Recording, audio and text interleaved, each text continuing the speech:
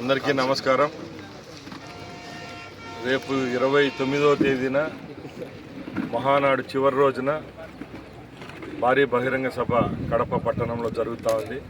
దానికి రాష్ట్రం నుంచి లక్షలాది మందిగా తెలుగుదేశం పార్టీ కార్యకర్తలు అభిమానులు ఇచ్చేస్తున్నారు. ముఖ్యంగా ఉమ్మడి కడప జిల్లాలో ఈ కార్యక్రమం ఏర్పాటు చేయడం, ఇక్కడ జరిపేదానికి ముఖ్యమంత్రి గారు అలాగే మా యువ నాయకులు లోకేష్ గారు ఒప్పుకోవడం వల్ల ఈ కార్యక్రమం మొట్టమొదటిగా కడపలో జరుగుతూ ఉంది.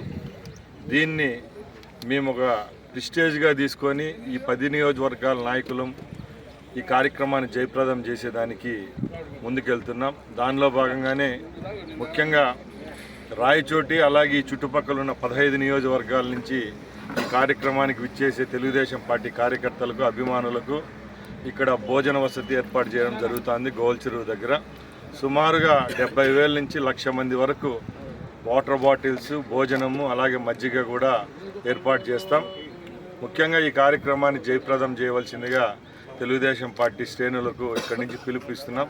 ఈరోజు ఈ కార్యక్రమాన్ని పర్యవేక్షించేదానికి మన మంత్రివర్యులు బీసీ జనార్దన్ రెడ్డి గారు, అలాగే ఎమ్మెల్యే అశోక్ రెడ్డి గారు, అలాగే మన సత్య గారు ఇక్కడికి విచ్చేసినందుకు చాలా సంతోషంగా ఉంది.